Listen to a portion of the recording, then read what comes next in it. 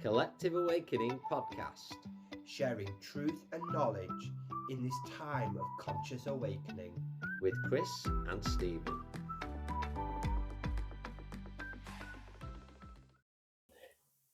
Okay, hello friends, and we're so pleased to be with Pauline again.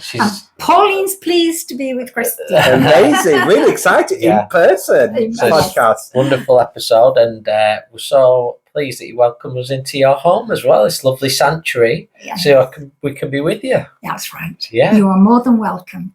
Yeah. Lovely. I'm really excited for this podcast, which is all going to be about fear. Yeah, and the subject that I know is very passionate. You're very passionate about. We did the previous podcast, which anybody can check back on, which you shared with us so much of your journey, your story that brought you up, and wow, it's really interesting. In fact, I don't feel you shared all of it. You shared a portion that was important, that was specific to what we were talking about. But today, talking about the removal of fear, which is, for me, a huge subject. And something we were driving up today, I was thinking about the communication from spirit we had many years ago, which said the simple words. It was someone called Little Raven, one of our teachers. And he said, never make a decision through fear. And in the years that followed, have I learned the importance of that. 100%. Yeah. 100%. Yeah. So, Pauline, thank you for sharing your time with us. It's my pleasure. And the removal of fear, what is at the heart of this subject for you? Fear, to me, has to be my heart. Because if everybody looks at themselves, really looks at themselves, and then they have a question mark and they think something might be missing. Usually what's missing is, why is my soul here in this body now? And that, if you can find that answer, the purpose, if you like, for being here in this body now, you really do find something rather releasing. I think that's the best word to use. You feel released. You do. So my purpose, and I've known it for a long time, but I just perhaps haven't encapsulated it in such a tiny phrase, is my aim, my reason for being, is to remove fear from people. Nothing else, just that. But all those things are easy said. They're not always easy done. Very much so. Therefore, what really is fear? What do I believe fear is? Fear is an energy that can be extremely destructive. But the beautiful thing about fear is it can only eat one thing. Evil is what we talk about when something is chaotic, when something's destroyed, when this and that. So if we look at evil, it can only eat one thing. It can't live unless there is fear. Fear creates victims. Fear creates emotional blackmailers. Fear creates power seekers. If there was no food for evil to eat, we would have no power seekers, no emotional blackmailers, and no victims. And we've all felt that. Definitely. So what I love about the English language, it's helped me so much. If we have no fear, evil can't exist. It's just gone. Then you can turn evil round. And if you were to spell evil backwards, you get live. You would. Yeah. So instead of existing, you'd live. Yeah. And so what we do, because of emotional blackmail, because of programming that we've had since we've been very, very young, even when we were in our mother's stomach probably, we have been programmed in certain things, and we've taken those to be absolute.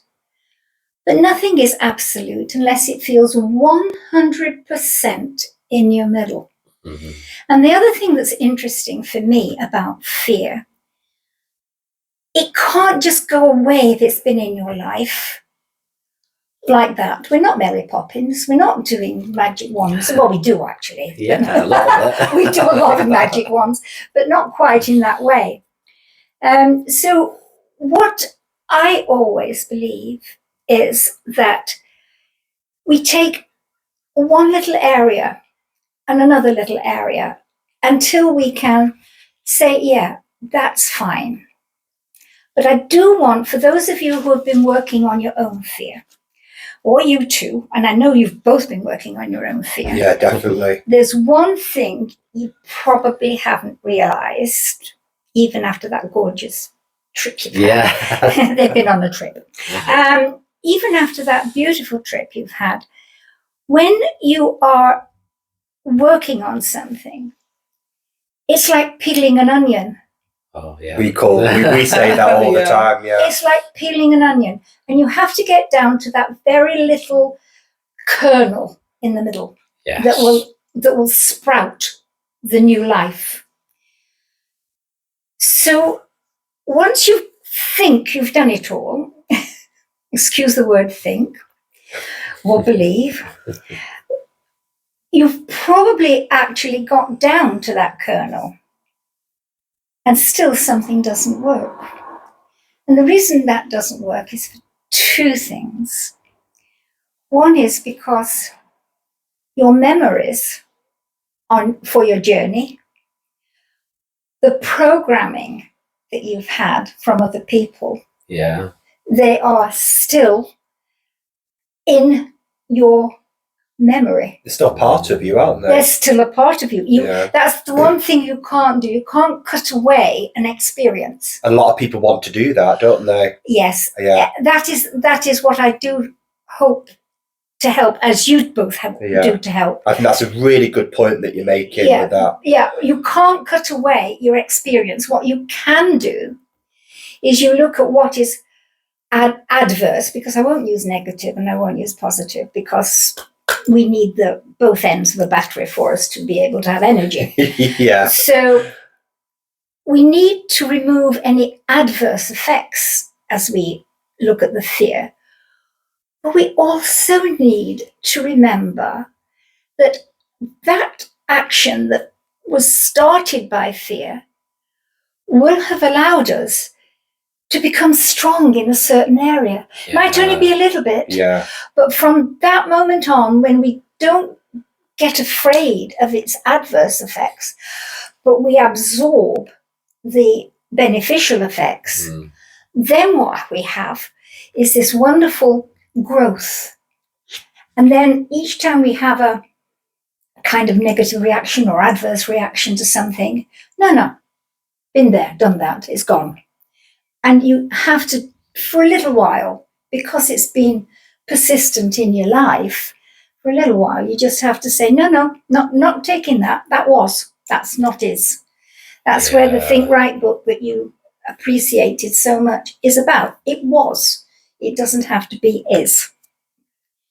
So when you've got to there, and this is the bit that I think everybody tends to miss because it's not talked about very much. I've done that. I know that. Of course you know it. You've done it. That's all there. But is your instinctive, immediate response to that happening again positive, or is it negative? Which one do you jump into? As soon as your beneficial, positive, I know that, goes into every cell of your body, you would never think about it again. And it never comes up again. It's disappeared. It's that last little bit where it has to be absorbed by your cells of your body, by your humanity. It's all right looking for our spiritual answers. We need them.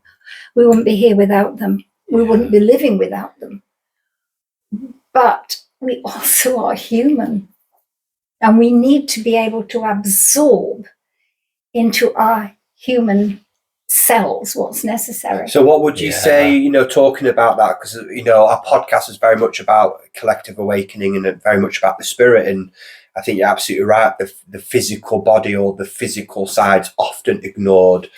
How would you describe humanity then? What is the traits that we have as a people, as a collective then, when we're talking about fear? When we're talking about fear, when we're talking about humanity, what makes us afraid are other humans. That's the first thing. We cannot, as a baby, we cannot communicate to our biological parents or just our carers what it is that they're doing wrong for me as a baby, because my baby has a soul in it and you're just not listening to it. And I can't tell you what you're doing wrong because I haven't got human skills to communicate other than smile because I'm happy or cry because I'm upset. So that sort of continues through many years, and it takes time for the human being to find ways to communicate what they're feeling. I have to say, I am so pleased we live in this day and age for one particular reason. Since COVID, people are no longer being afraid to use other means of communicating. So they can use pendulums, which is spiritual. I use them. We can use colors, which I use as well. Or it can be used by sound. But the most important thing is with the younger, just beginning to grow up, even preschool, early school, and so on, you will find that the younger generations are now being encouraged to use the garden to express themselves, to use color and paint out their anger, to sculpt, to use their hands, because being at school isn't purely head work. And that's your hands are the communication. Yeah, it's what will bring that humanity and that spirituality. Not the voice. It's the hands. It's the hands.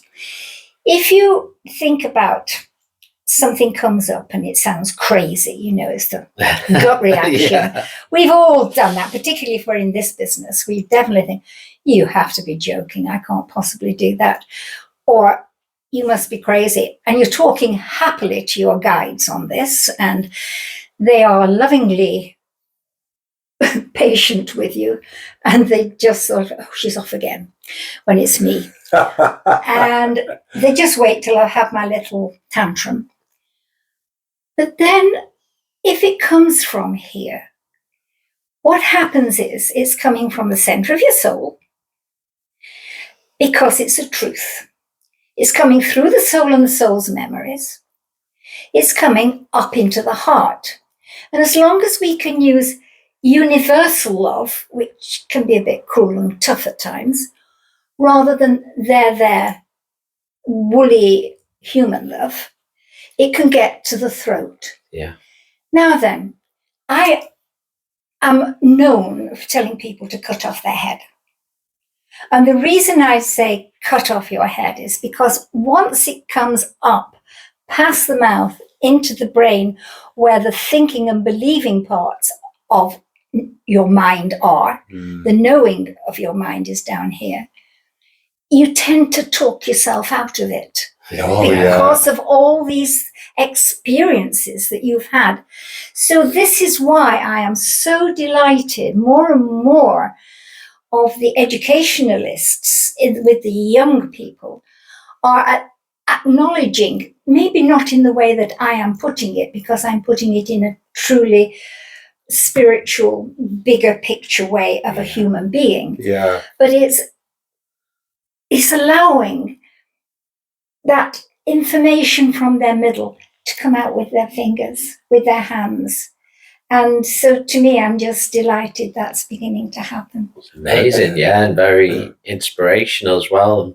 When we talk about fear, and you're talking about past experiences, but going a little bit further back, sort of ancestrally through our line, through the history of the earth, what was the point? Do you feel this fear's always been with us as part of creation to teach us something? Do you feel it was born of some things that humanity have created, such as a big thing is that I feel a lot of fear come from is the wars that we've been through and the pulse of them that has continued on. Where do you feel the root of it is? Can I say that with my understanding, which, believe you me, it is my understanding. I don't want anybody to think that this is an absolute, even if it's been proven so far to be accurate, doesn't mean to say it is. What I believe is the soul comes into the body, but it will only come into a fetus body that is right for the soul's progression. Yeah. And to be able to fulfill its purpose. It's no good having a purpose like mine is to remove fear if I'm not able to have a body that can speak and talk and whatever. So, first of all, your soul will bring with it its own experiences from previous lifetimes, as long as you believe in reincarnation, which if you believe in a life after death, to me, logic says you must believe in a life before birth. Certainly. So, therefore, you have the soul, not you. The soul has existed before it plops into the body. Now, what I think you're referring to, that's why I said, yes, you're not wrong, but there's a bit more to it than that. Oh, absolutely, yeah. So the soul memories, and that's what both of you and I have done. We've gone to clear any, I suppose the word is karma, any adverse memories that we brought with us. We've balanced them, put them right, and done the whatever would be to balance what we didn't perhaps do quite so well in another lifetime. So what happens then is we go on our spiritual journey, and then we reach this stumbling block, which says, but I've done all that. I've really removed the fear. I'm not afraid of water. I'm not. So why am I still afraid of water? Why do I still not want to go on a boat or swim or whatever? Well, it will not be because of your soul's memory, and it won't be because of what you need to do for the future. What a lot of people don't understand, although there's a lot of looking at, as you have just mentioned, the heritage of the past, your parents, and so on. Yeah. But if I just exclude what is being done with DNA and what we know about DNA, and I take it to what I call inherited memories. That's not quite the DNA that is usually looked at. It's inherited memories from your biological father and your biological mother. Now, when the sperm and the egg fuses, those memories, both good and bad, adverse and beneficial, are in that one cell. Yeah. And we are reproducing cells now, and in those new reproduced cells, they still have those memories. Those never go away because they're part of our you asked about the humanity. Those cells. It defines who you are as a soul. So why would you want to get rid of it? It makes you who you are, makes us part of our lineage, doesn't it? Of course it does. We are both. And it's the humans part of it. This that we're talking about now is the humanity part, where your soul is your looking for your soul spiritual higher self part. So what happens then is that if you go I don't know many people who do this, but I have been blessed with what I call time and space travel. So those 3.5 months, the soul does not come into the body in the first 3.5 months. This is why, forgive me, I get upset for the person's emotions, but I don't get upset for a fetus that doesn't actually make it beyond that 3 months or so. I can be concerned and caring for the mother and the father, and I have been quite firm, making sure that the mother and father will join, because that can split. Yeah, very much so. Can split a family. So I'm sure that does. But what I do is I find the 3 to 5 most, I could almost say, the strongest characteristics that they've inherited from a parent, because they're done separately. And then I can go and find why it started. If you know where it begins, if you know the whole little picture and scenario of how it started, where it started in the world, what time in the world, it can be fairly quickly, it can be before the birth of Christ even. But when you find what that characteristic started and why, and how it got rebalanced, then that is what is amazing. You've only got to know that. And the number of people who have said, I understand my mother, or I understand my father now, and I can forgive them, or I can do that. And it's the knowing, it's the understanding. That's why I call the school of awareness. It's once you're aware of something, and it doesn't make it right, and the person's still got to be the one that says yes or no. We all have free choice, and we all have the right to say yes. I agree with that completely, and that's why one of my big passions are actually the teachings. Reincarnation, I feel, answers so many questions that many have, including those who have experienced trauma, who have experienced challenges, as you might see them, saying, look at the reincarnation. If you can accept that you choose what you choose to be in as part of your learning, it takes you out of that victim. Absolutely. Instead of, why is this happening to Personal me? responsibility. You then begin to see, you begin to have that awareness. You do. And then that takes away, for me, that takes away the anger, the resentment. And we start to see with clarity, look what this has done for me. Absolutely. And look at the person I am now. Exactly. I feel that is a huge teaching that is so beneficial to so many. If we can accept reincarnation. Yes, I do agree. I do agree with you. I really do, 100%. The other thing too is, and where I'm looking at fear now, but I want to look at fear at the other end of the age range. Yeah. And anyone who's read my body talks know that I say this, and if they've been on my courses, they know this to be what I believe. And the only belief I have or talk about is where I've had constant proof. Yes. I don't say I believe this because it's just a thought. It's because I can look back and find the proof. So what I want to look at is, at the moment, age.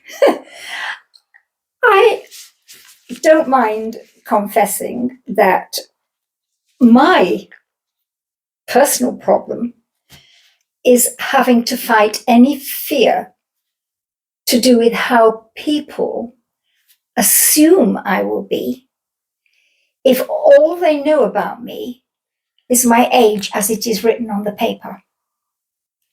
Anyone who knows me knows that that age on the paper is ludicrous. It is. But if you don't know anything but my age on the paper, then it can cause a little bit of a hiccup. But I am able to mostly discounted. There's just the certain times with businesses and things like that when it is You're bit completely more. right. Sorry to Yeah. interject, but just something comes to mind. With something occurred with my mum Okay. around age, and I'm not going to say my mum's age. I don't think she'd appreciate that on this podcast. But she's very much of the mindset, you know, I don't want people to change the way they are with me because of my age. And she mentioned somebody a while ago, her age, conversation, and as they were leaving, they went to pick up a bag for her to help her. And she said, that's why I don't tell people. Exactly. Yeah. Well, there are two things I want to mention about this age. You've only got to look at people like Shirley Bassey, Tom Jones, many of the actual really beautiful actors, singers that are out there now. Yeah. And they are in their late 80s, 90s, or even. So age is not really, or shouldn't really be, a factor. It's how you feel your age. So I only feel about 48, so that's all right for me. And that's how I am. However, what I would like to share, because it's to do with fear. Yeah. Before I come back to my experience that's been recent, I want to point out that I do counsel, if you like, or they come to me for advice, because they're working in old people's homes, or they're carers, or they're this. And there have been many, many times where people say they want to die. Forgive me if this is touching a nerve. Why can't they go? Well, the usual answer to that is one of two things. One, they're afraid that they haven't lived a life that's good enough for them, particularly if they have a religious connection, to get them into a peaceful, ongoing space. Yeah.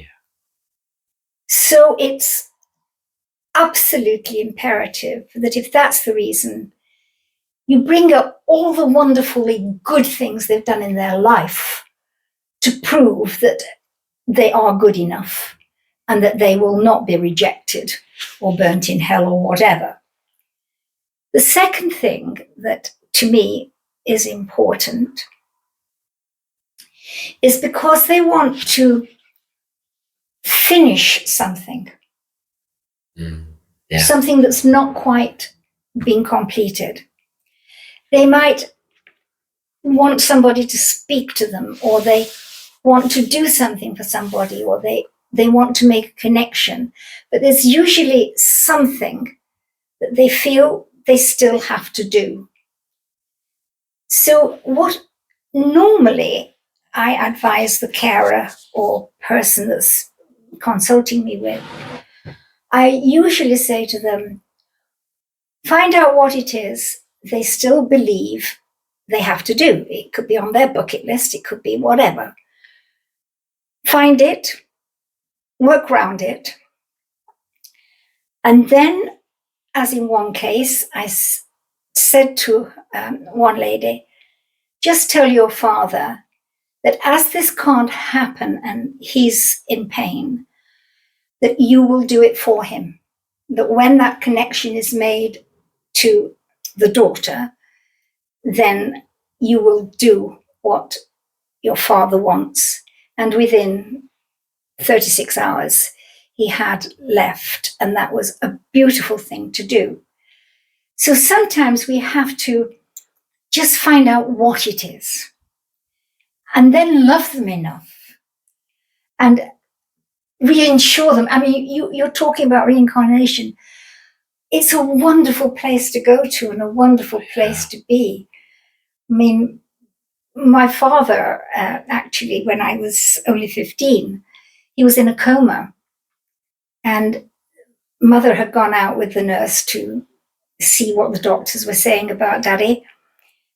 And he just raised his hand and said, look, Pauline, he has a halo around his head. The hand went down and he was back in the coma. And I was accused of being an incredible liar. So when he did come home and he was in bed, still very ill, I did ask him this. He said, oh, yes. He had beautiful light all around him, and I just wanted to go with him, Daddy said.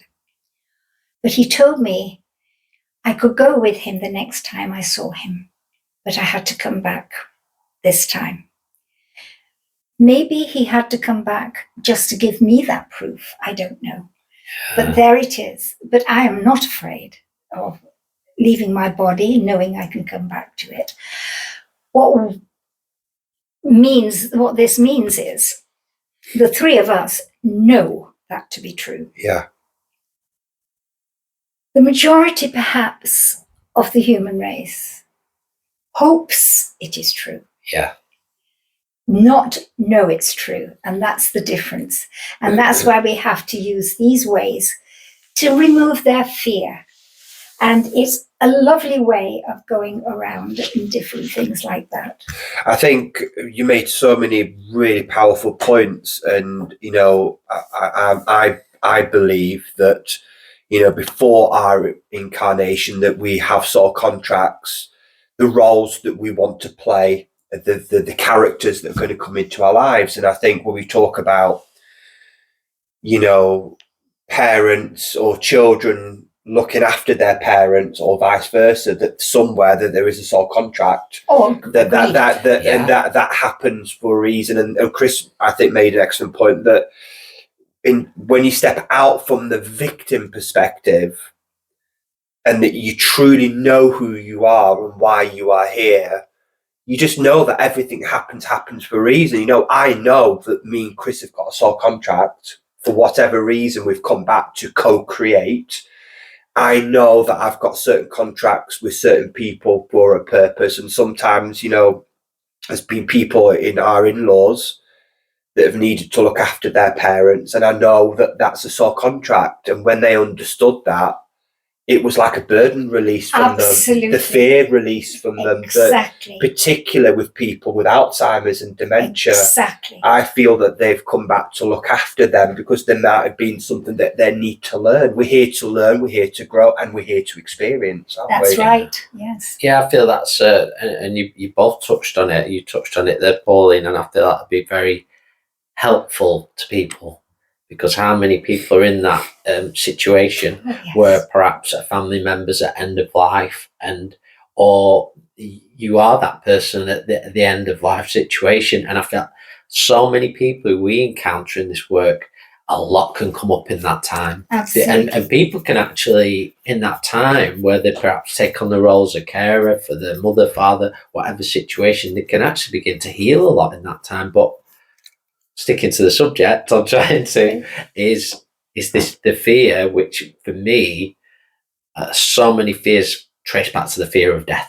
Absolutely. I was going to mention that. Yes, I totally agree with you. That's why Alzheimer's is definitely, something that I have included in the Body Talks book. Yeah. But it's also when we come to fear, we can look back over the last 5 years or so with COVID.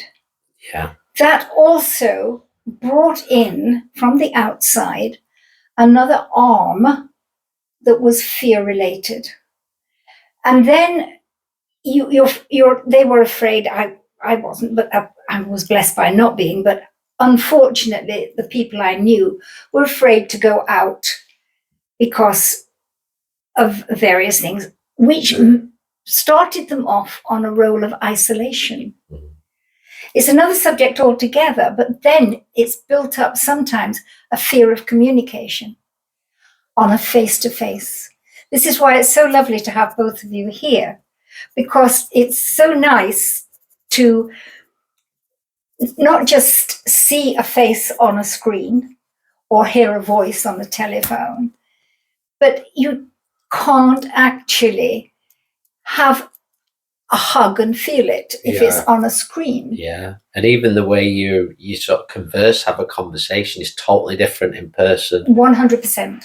100%. Yes. Because the energy within our social space, because we're in a little bubble here of social peace between us, which is rather nice, you know, but it's that sort of feeling.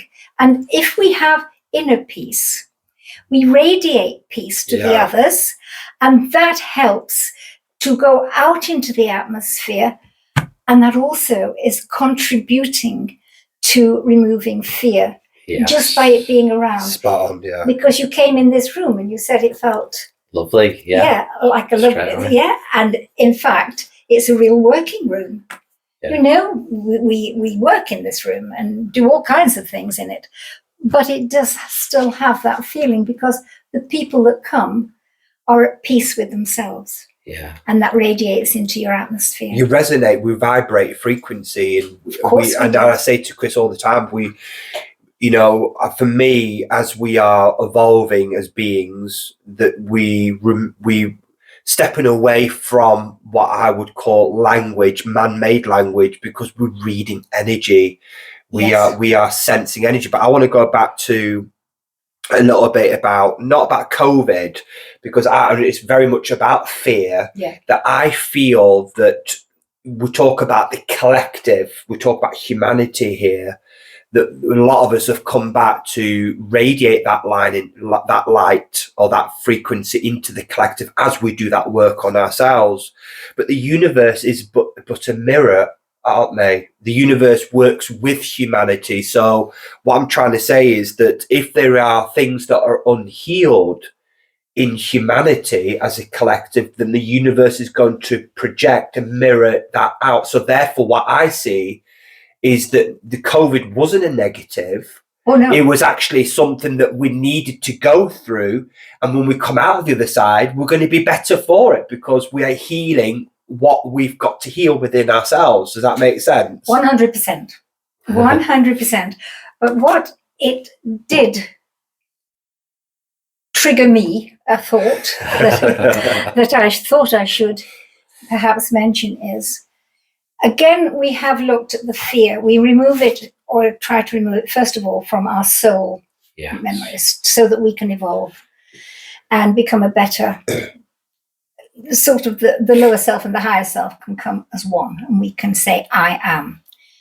The other thing that happens, which I find particularly important, simply because it's not recognized. I believe, we're talking about Pauline, believing that Mother Earth is a living thing. Yeah. And therefore, like all living things, like humans, it has the same bands of energy, including predestined soul, spirit, where it's fed from outside. That's where the 117 years started.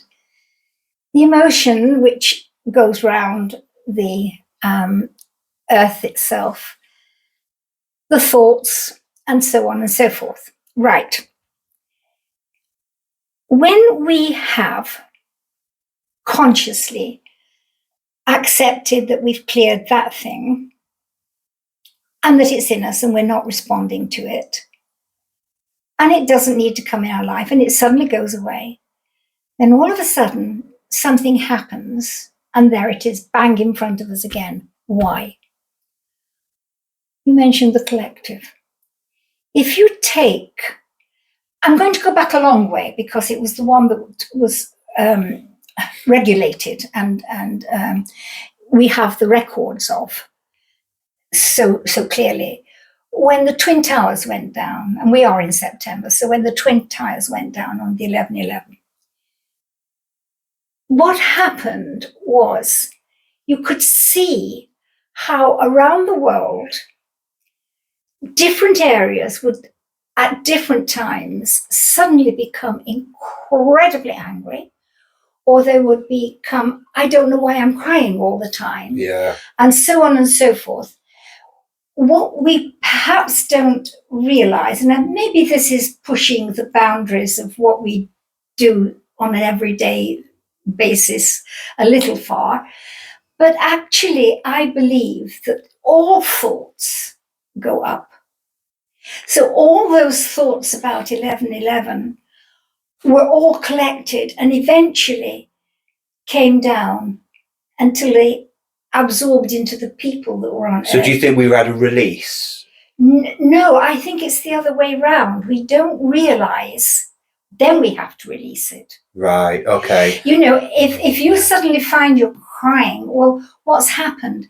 How many people are, you know, we've just lost people in these small wars, or we see all, even in Britain, you know, small areas where those children and various other things that they are unacceptable.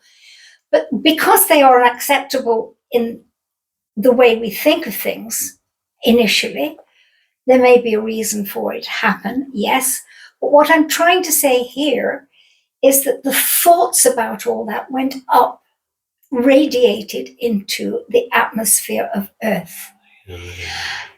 Because Earth revolves this way round, if it went up here over that particular town, it might actually end up somewhere else in the world before it drops, and then people in another area will find themselves crying or angry and don't know why. So it's just a thought. It's purely a thought. But to me, it's a part of fear.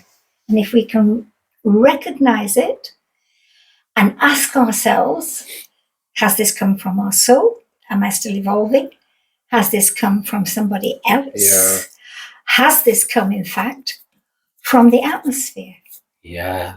Has it, in fact, if I really want to go mad, come from off Earth, out of the solar system altogether? These are radiating. Well, everything's energy. Everything's vibrating. We are transmitters and transmuters of energy. Absolutely. It's coming in and coming out, aren't we? What comes of that is that the big message is, as I'm listening there, Pauline, is never stop questioning as well. Question everything. Question, yes, absolutely. Don't just let it go. Don't just believe without the question first. And don't suffer in silence. For goodness sake, don't suffer in silence. Oh, please, goodness sake, don't suffer in silence.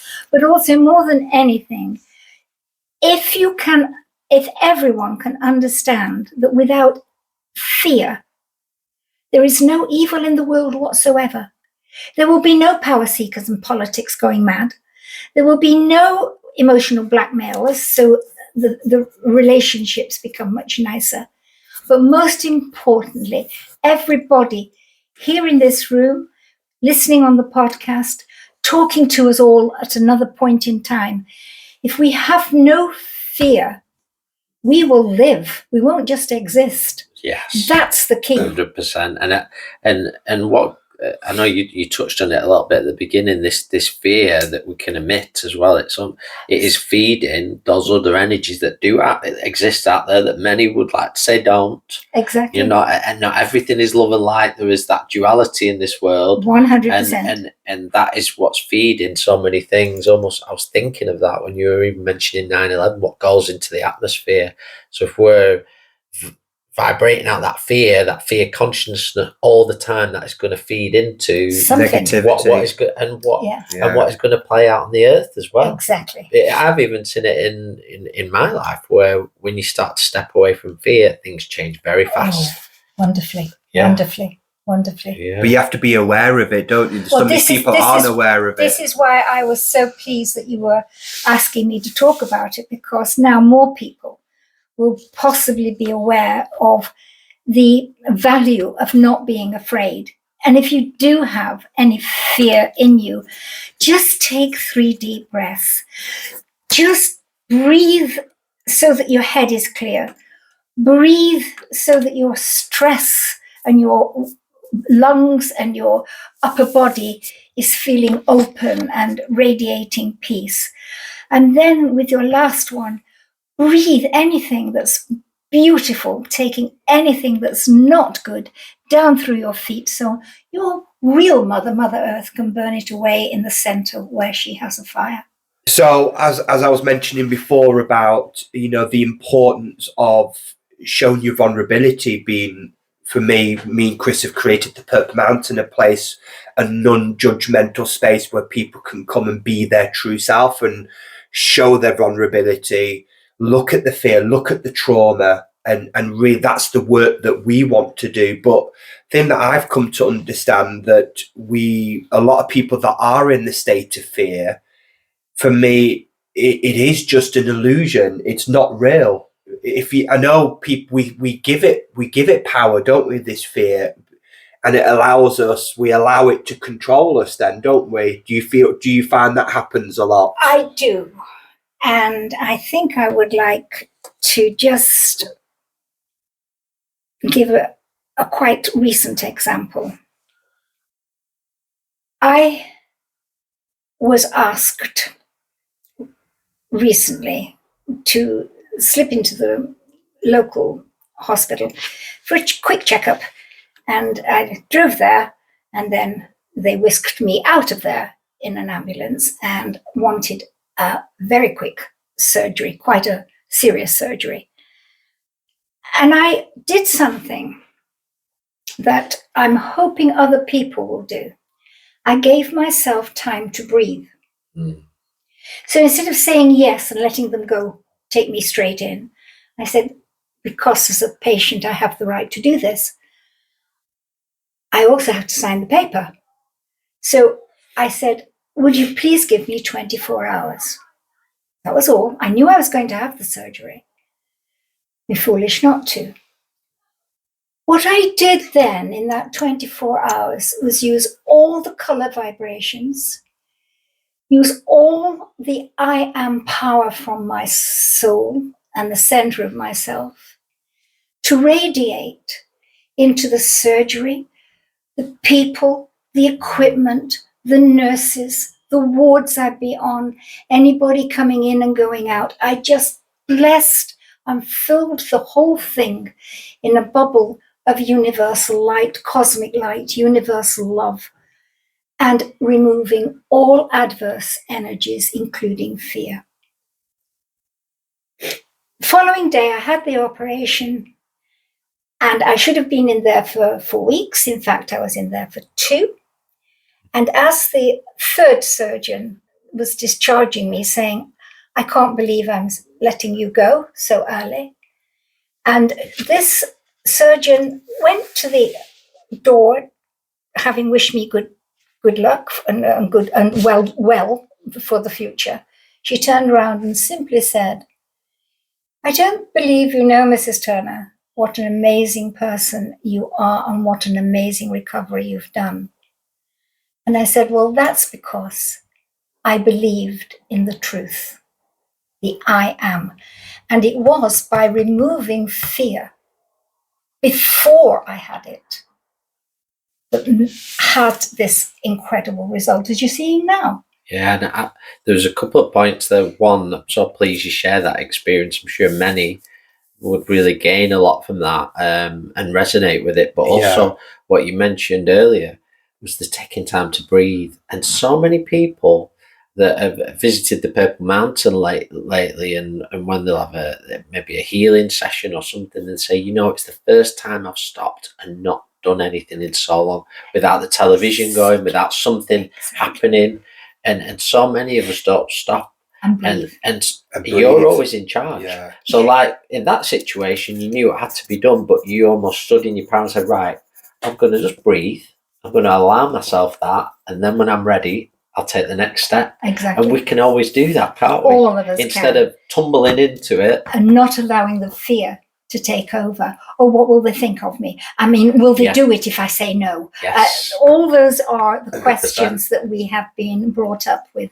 But if you know, when it feels really good in your solar plexus, just go with it.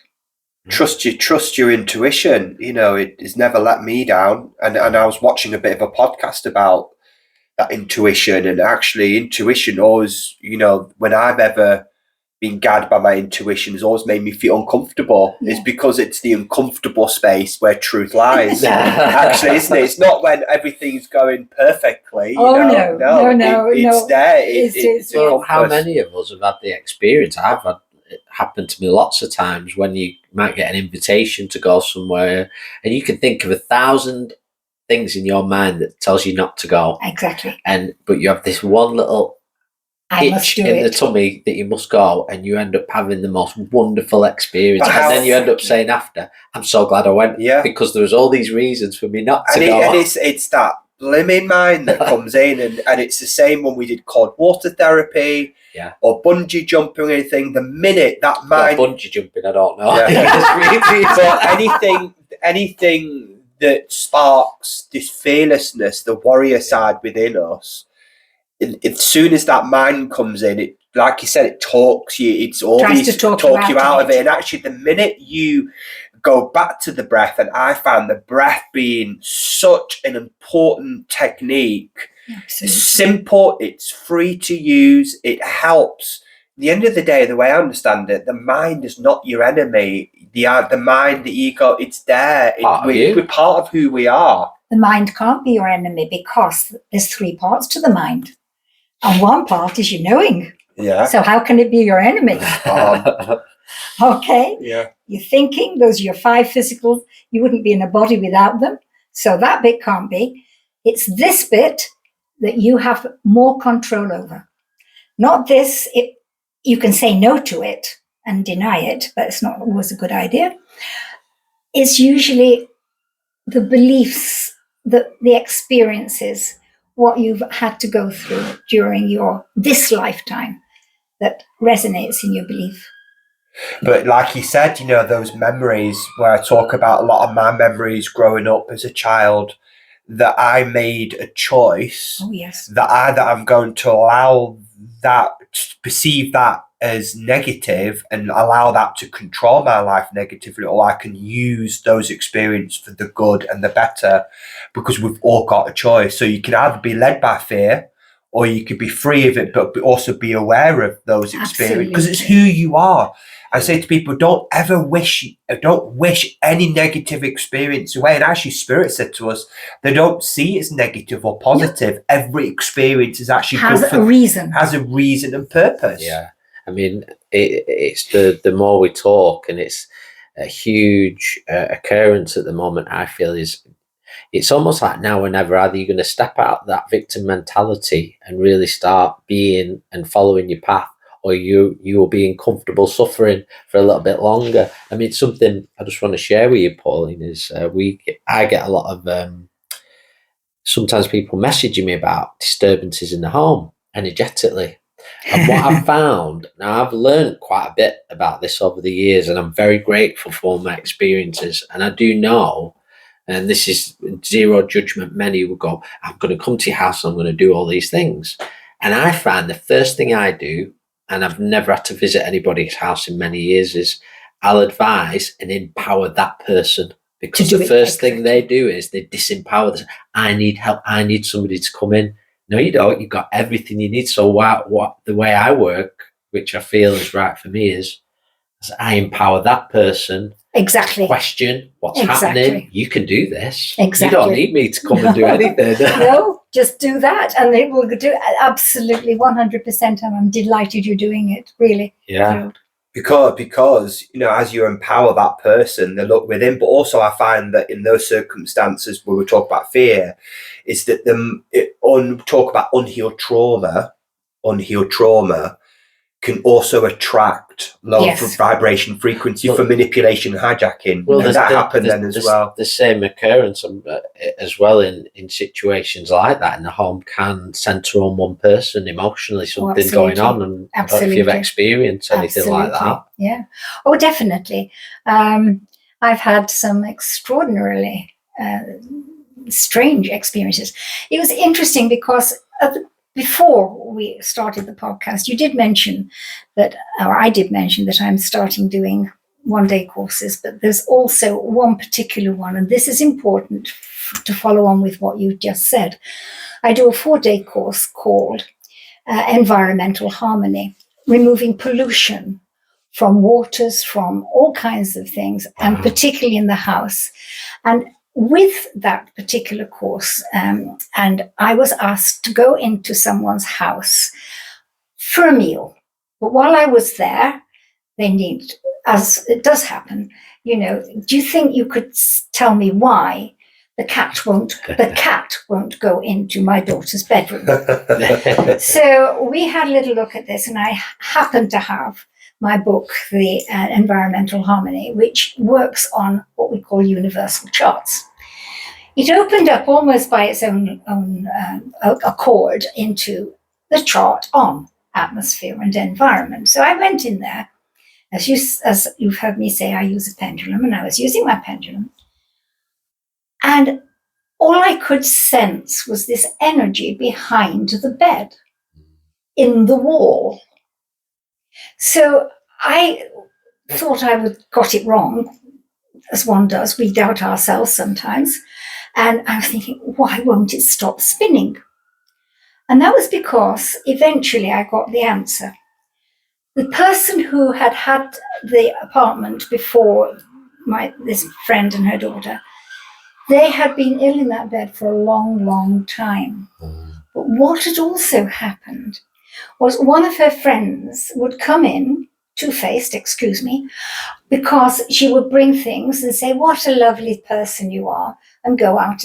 But underneath the verbal communication, why the bloody hell won't you die, was going on and going into the wall. So that underneath radiation energy was going into the wall. Outwardly, it was all very nice and so on. Eventually, after longer than I wanted it to do, both my friend who was standing at the side of me, myself, we felt this incredible wind, and it came out of the wall. It went past me, out through the door, into their office, out through the window. But as soon as it came out of the room, the cat got off the sofa and chased it out of the window, and then calmly went into that room and stayed on her bed ever since. So it can stay. Pollution can have an effect. Even the thought forms can be a form of pollution. So that's why I wanted to share that, because it's so different. Yeah, very and much it's exactly so. what you do with people. So much so, and it's straight away, it's so easy to cast the characters. Yes. And so simple the way you put it there. Yeah. And once you start to recognize energy, understanding energy, everything is energy. And we can do this, we can do it ourselves. You've got this 100%. We've got it. But we have to take the steps to get there. Yes. Doesn't happen automatic. It's a journey. It's a journey. Is that where yourself and myself and Stephen, people are doing this work where we can be a great assist to people and sharing? Oh, that's different, because we have gone through it before you. Yeah. And I always say, when people say, how can you do all this? I just have more experience and more practice than you have. Yeah. So I can do it. And something that I believe in very much is, even those who don't do it what we perceive as the authentic ways, or they're also teaching us something. Of course they are. And there is no such thing as one way. Yeah. You need the dualities. You need the yin and the yang. Oh, definitely. Because quite often in these circumstances that revolve around the home, there would have been somebody that may have come before you were asked. Absolutely. And they want to tell you that story. And I had that recently, and I actually stopped the person and said, it doesn't matter. No. That's gone. That's gone. Let's deal with what is. Exactly. Don't get enrolled in the story. Never get enrolled in the story. But if you do get a proof, like a cat, that helps the person who's doing the helping, because it's proof. Confirmation is proof. And animals, for me, are great detectors of energy. I've got 2 cats, and I've always had a cat, and I think when you do any kind of spiritual work, and dogs as well, dogs are very good at sussing if they like you or not. And I trust a dog. Wasn't that nice that our dog liked me?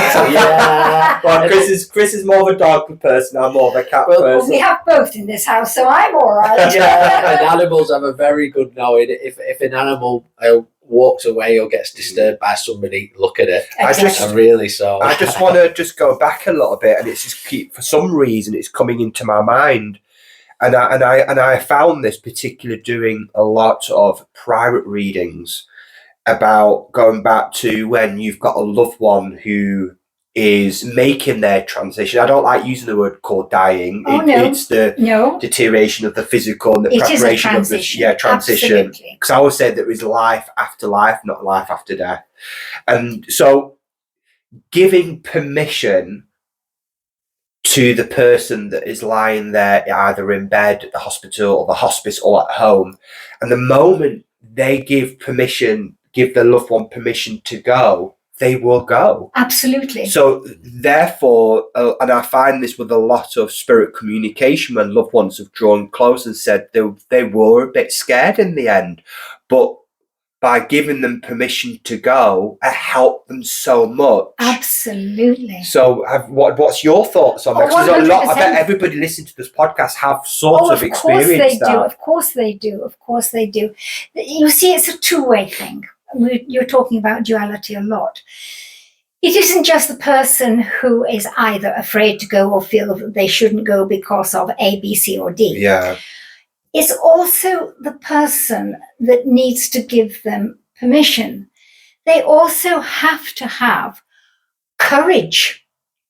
Because if they love that person, they don't want to see that person in a different form, in a different energetic form, rather than in a solid form. Because in an energetic form, you can't hug them. Probably COVID has been helpful on this, because hugging is was thrown out of the window quite a lot. What I'm trying to say is we mustn't forget the person who has to have the courage to give that permission, because they then have to live with the loss, the grieving, the bereavement, the 5 stages of bereavement. So it's a two-way thing. I'm not just saying that's what everybody has to do. It is what is right for the moment. And as long as there's no fear, if the one giving their help hasn't a fear, then that allows the one that's feeling a bit, I shouldn't go yet, to have my transition, I can wait a bit longer, then that also takes away any fear, doubt, or question about, I can go on to the next stage now. Yeah, that's so powerful. And why do you feel that there is so much fear of death in the world? Why? That's a big thing that's coming up in humanity at the moment. Culture, a lack of understanding. Culture. It's the as you know, I've been saying it all through this session. Fear creates victims, but they also create power seekers. And if you go back to the... Are you talking about, sorry to interrupt, you talk about like rescuers or different? No, power seekers. Victims are us. If we're afraid, we're a victim. We're a victim of that fear, a victim of the person who gave us that fear. So we become submissive and passive then to that, easily manipulated, easily hijacked. Absolutely. Right, okay. They can touch, that's the emotional blackmail bit, where they can find our weakness and use it. Manipulate us, yeah. But when you come to the power seekers, they want control. But they want control of the many, not of the one. So when you come to some of the early religions, all religions started off on a beautiful package of truth. But then somebody in that will find a way to take power from it for themselves. We call them the narcissists. Well, that is one way of doing it. That's definitely. I want to share just one, because when I was in Sweden many years ago now, well, during a long time in Sweden, I was with a group of Baha'i people. They're really lovely, really lovely. Their ideas are lovely. But what was fascinating was when I was asked to guide them through the history of the Baha'i faith. And what came to light in that was that Baha'u'llah, before he was put into prison, actually burnt over 1/3 of his writings, which were about the future of Earth, because Earth wasn't ready. And those that were putting them in prison would have used it as a way of being ready to prevent it from happening. Yeah. So he was so in tune with Earth and her evolution, predestined, that's what he did. So that's just one example, and that's why there is so much in answer to your question. Wow, that's really interesting. We found as well where we talk about talk about portals and ley lines, and we talk about those really powerful energetic portals that were closed off a very long time ago, because my understanding is that any kind of knowledge can be used for good or bad. Absolutely. So therefore we have to be very mindful, and I think, and it's interesting because for some reason it's triggered something that's come back from, I had a past life regression where me and Chris were part of a mystery school in ancient China, and what my big lesson in that life was, I wanted to share knowledge to everybody, and actually come to learn that there are people that took over our mystery school because of my lack of understanding. Yes. That allowed that knowledge then to be used for the negative. It is also, just to add to that, is when we are ready, and only when we are ready, will the people that we attract be ready for sharing. Yeah. Wow, I didn't look at it that way. Wow. Yeah. So that's Say that again. When we are in our evolution, when we are ready, when we've evolved to a certain point, and we feel good at where we are, that's when we can attract people who are also ready for what we've learned and can share it with them. Wow, that's amazing. So maybe, Chris, or meeting us in this moment, all the work that we've done on ourselves has led us to this point that we can open our space and hold that light for other people to come. Yeah. Absolutely. To sit in that light with and us. as we're Absolutely. shedding our fears as well, the fear of things being Indeed. taken and misused, because that is a fear as well. It is very much a fear. Yeah. And telling you and telling us that no matter what roles we've played, even the bad roles that we've played in our previous life has actually been for our benefit. Yeah. Everything that we've experienced. What I was going to say with this evolution, when you are ready, you will have in your memory box of your soul exactly the right tool to bring out In this life. So yeah, because it's there for you, and it can be done. It's rather like when someone needs, they're very sort of not into spirituality, and you want to explain something for them, but they are into taking, in the old days, pictures with the apertures and all of that.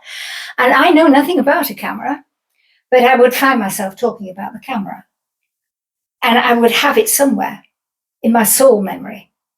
Yeah. And therefore I could bring that out. And now I know what you're talking about, the other person would say. Wow. It's all about perception as well, isn't it? It's all about perception. So it's when us are the ones that are helping someone else, we also have to know that we can be silent and listen.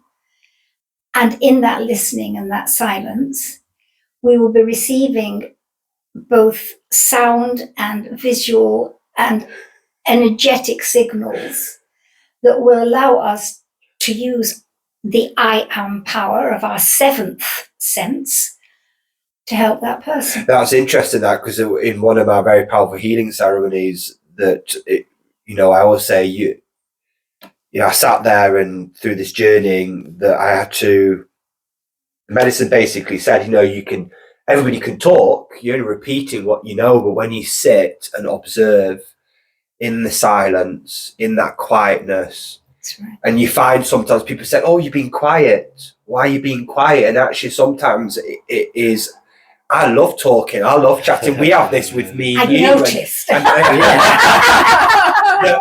and Chris are learning. Actually, me and Chris are really learning with ourselves that sometimes when we go for a walk, it's quiet. Yes. And sometimes it's learning to read the energy and being with everything. It's a balance, isn't it? Some need more than others, because you might get somebody who is very, very quiet, for example, and I pick this up in readings and say your voice is needed. You've got something to contribute to the world, to a group. Exactly. And sometimes those who don't speak so often are heard very clearly when they do. Yeah. So you have that. Again, we talk about the duality in it, and I would agree that the majority, it's great advice to step back and breathe. If you feel overwhelmed, when I feel overwhelmed now, I just stop, breathe, and instead of reacting in panic or fear, then you find yourself going, right, this is what I need to do. But for me, it's everything is like a rubber band. And I can only talk about my experience, that the more I reprogram myself, because it's that feeling of amnesia, we forget. We say we keep forgetting, but if you keep programming yourself, you become more open to that awareness. You recognize, actually, this is not my fear. This is a fear. And you've said it for years.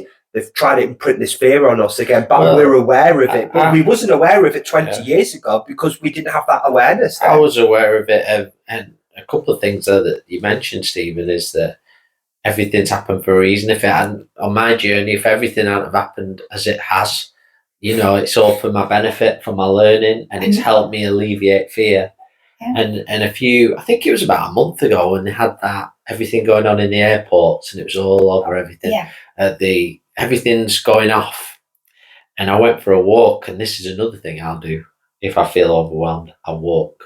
Good. So that's another one for me, going into the sounds, into nature, and I could feel it. And I thought, is this fear? This 2020 fear again is trying to be put on us. And the minute I realised it, went, it's gone.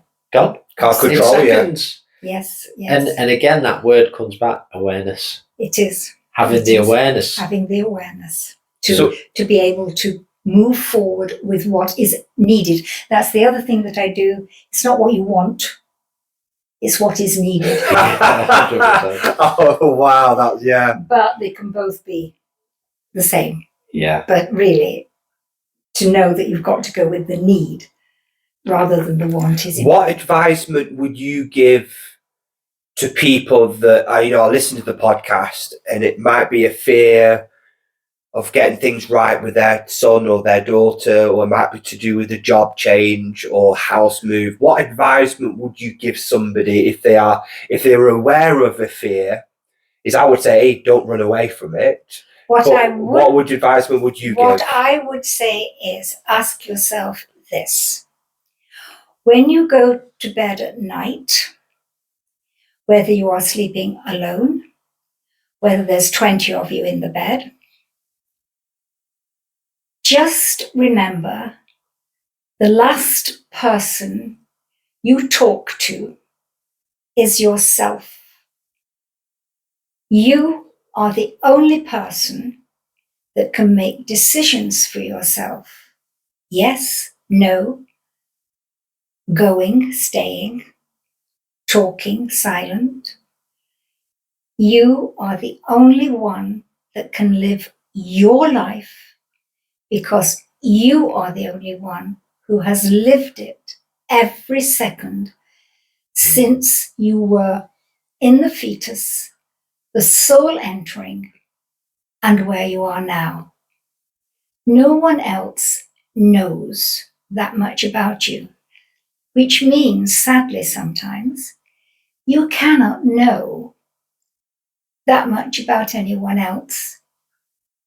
So compromise or listen. We've been talking now about listening. Yeah. Hear what's being said. Feel from your soul what's the next step, and then offer it. That's the only thing I can offer. And in that way, you will live without fear, and you will radiate this calmness and lack of fear into the atmosphere.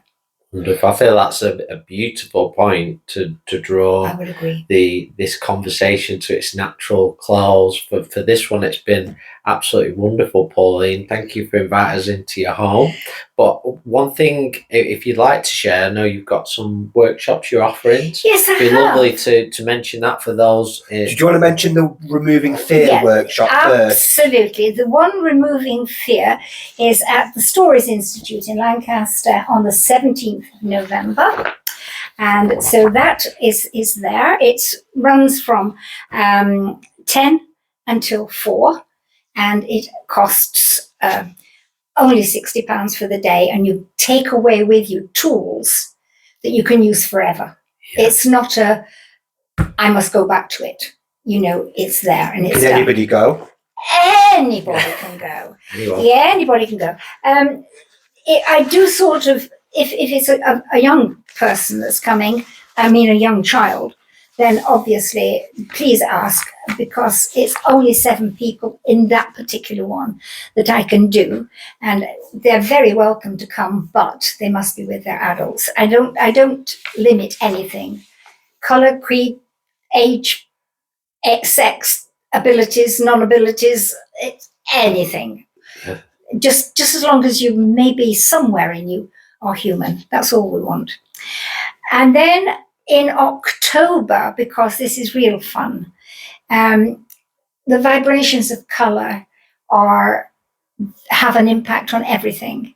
So the same place, 7 people, same price, same days, but it's actually using colour for good health, how to use the right colour for your particular problem, or how to send just a little present or a card with a colour on that will help somebody else who's ill. The biggest one that I would like to offer is the 4-day course at the Clarendon in March. Just contact me, Pauline Turner, and I will send this to you, because we have a big book of things, and with this knowledge you can in fact help people anywhere in the world without having to go or without them having to come. It is using universal energy, and it is unbelievable how effective it is. So the workshop is a lot of theory, but also lots of practical things. Oh, it's all practical. Oh yeah, it's me. I've got 2 hands. No, it's me. You will get your theory, but every idea, like we've been talking now, every one of those would have had something that would prove it. Yeah. Not just giving out this information that I have been doing. The proof's in the pudding. You find it for yourself, yes. And certainly with the environmental harmony, for example, we go out on 4 days, and they will cover air, earth, fire, and water. And I cannot, even to this day, understand how it rains on the water day, how the sun comes out on the fire day. I just don't know how it does it, but I have not done one of those where it hasn't happened. I'm not saying that this one, this is probably me putting it out there, but let's hope it will happen with that one too in March. I think anybody that's watching the podcast, if you want to reach out to Pauline, do you have a website? I do. Do you have your details on the workshop on the website? Yes, the workshop is on the website, or you can just email from me from the website. Yeah, I will put all the details on wherever our friends are listening or watching this podcast. It's been an absolute pleasure. I can't wait we'd love to do another. Yes. We really would, because it's been wonderful, and really appreciate you sharing your knowledge and your experiences. And for all our friends listening, I'm sure many will resonate and get a lot from what has been discussed today. I know I have. In this time of collective awakening. So thank you so much. Thank you both very much indeed.